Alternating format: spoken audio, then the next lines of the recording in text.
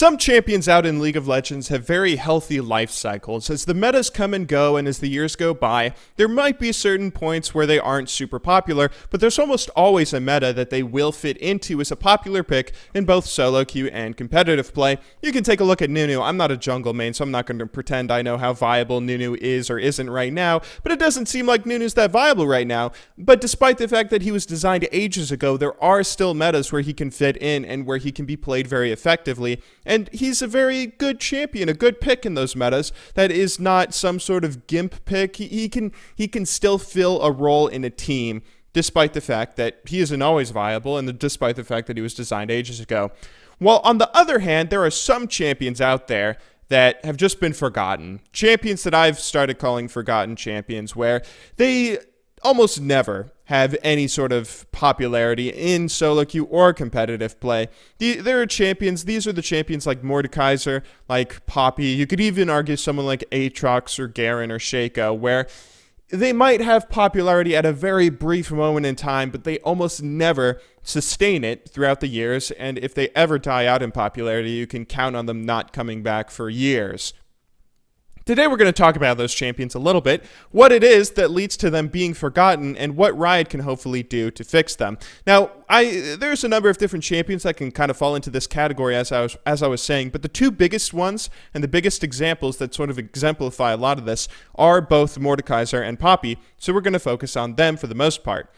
I think the interesting thing about these champions, about a lot of the champions that we just sort of consider trash nowadays, is they have very OP abilities, if you think about it. I mean, think about Mordekaiser. His passive is something that feels incredibly overpowered. I mean, you can take down an entire minion wave and then fill up a giant shield where it's impossible to harass against him, and your opponent can do nothing, right? And then also his ultimate, obviously, is a very, very strong ability where, I mean, put that ultimate on any other mid lane or any other bursty mage, and that feels incredibly overpowered, right?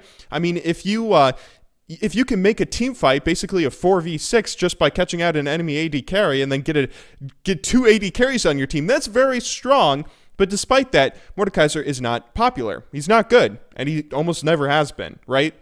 Same goes for Poppy. Poppy's a bit of a different example, since we've seen the Unicorns of Love player and show just how OP she can be. And we've actually done a few videos on the past on Poppy and why it is that she can be very, very good when your opponents don't expect all the damage that she brings to the table, and the fact that she has... I mean, her ultimate is super OP, but that's the same thing, right? Poppy's ultimate is something that is incredibly strong, incredibly OP, again, despite the fact that she's not often picked... She's only really picked in normal games or like low-rated games where people can abuse really obvious mistakes. She's still not that popular in higher levels of play, and not that popular in competitive play outside of the Unicorns of Love, where, I mean, she feels like she's forgotten at this point in a similar way to Mordekaiser. But I think the thing about these champions is it's really interesting, don't you think, where they have these really OP abilities, but they're bad. I mean, they're considered some of the worst champions in League, despite the fact that their abilities and some of the elements of their kit are so strong.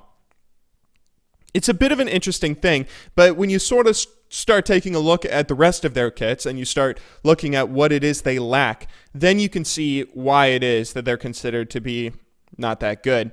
Mordekaiser is a champion, for instance, who's always played in mid or top. Mid or top, almost never anywhere else. And both mid lane and top lane, you need CC. He has none. He can build a Ryalize and get a bit of a slow, I guess, but, I mean, you think of any good mid or top laner, and they have some sort of CC. Top lane, you need hard CC. I mean, you need an Aurelia stun, a Jax stun, a Malphite ultimate. You need some sort of really hard CC top lane. It's been forever since someone like Nidalee, who has no CC, has been viable top lane. And it's just sort of something you need. Even if you play Fizz top, you have a little bit of a slow, and you have your ultimate with your Shark, but Mordekaiser has nothing. Same for mid lane. I mean, even Zed has a bit of a slow, right? There are champions out there that have movement and CC. Mid lane, especially, a lot of champions have movement or CC, and Mordekaiser has neither. because of that, he feels bad. He feels incredibly bad despite how strong he can be. It feels like that's something that's almost required in those lanes, either hard CC for top lane or light CC and or movement for mid lane. And because Mordekaiser has neither, he's considered bad. Same goes for Poppy. I'm not too sure about the jungle aspect of Poppy because I have not jungled Poppy ever, I don't think. But top lane, another thing you really need top lane is some sort of sustain. Poppy has no sustain, and she also has Dota level mana costs. Her mana costs are incredibly high. It's ridiculous. She uses 2 abilities and she's out of mana. It's like it's Dota.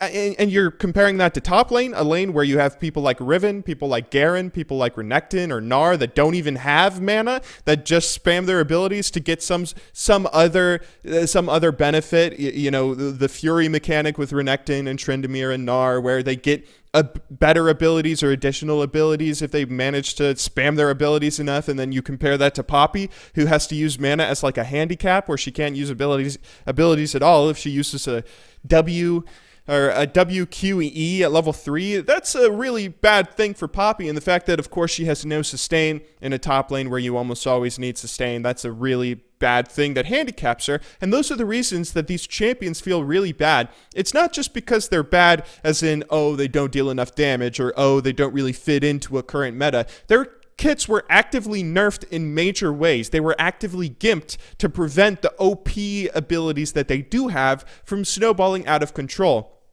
Have you ever played against a Poppy that makes it to late game and then just dominates your team because she can ult your support and then 2-shot your AD carry with 2 Qs?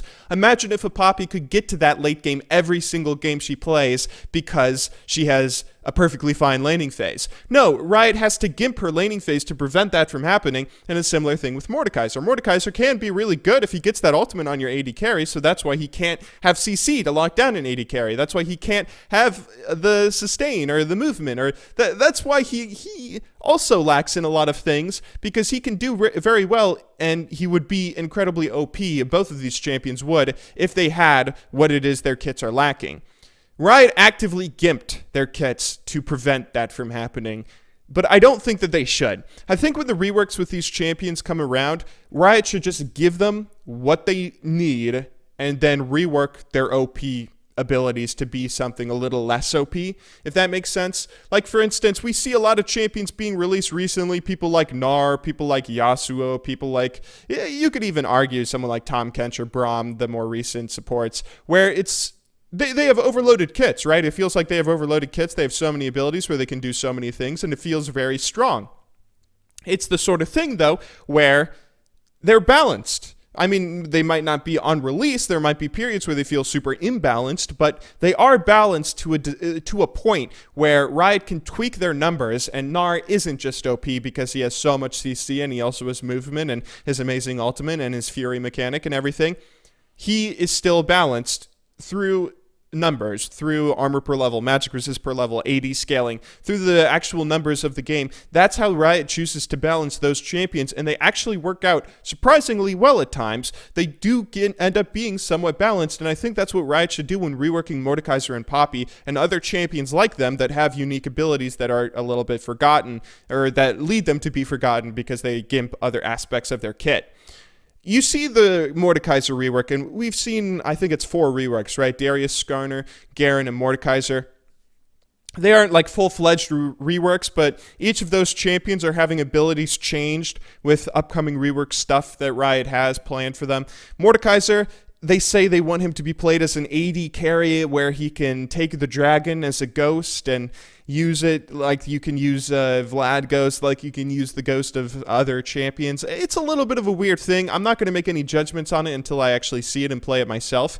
But it's the sort of thing where I also feel like that's not what Riot should be focusing on. I mean, Riot actively acknowledges that Mordekaiser is a champion that's bad because he has no movement CC and he lacks in very important things that he needs in the lanes that he's played in. But rather than trying to move the lane that he's played in or make him into some sort of oddball AD carry pick that's melee and a mage or whatever it is, I think Riot should instead focus on doing their best to just rework the champions and give them what it is that they need while maybe not keeping the OP Poppy ultimate, maybe reworking it a little bit or making it a less good, and then just give her what it is she needs in her lanes. Or, maybe they'll rework the champion entirely in some way that I'm not even thinking about. But anyway, I wanted to talk about that a little bit today. I hope you guys all enjoyed watching today's video. You listened to me ramble for like 10 minutes, so you can, of course, leave all your own comments and your own ramblings in the comments down below. I will, of course, be seeing you all in tomorrow's video, but until then, thank you very much for watching. Good luck in solo queue, and have a wonderful day.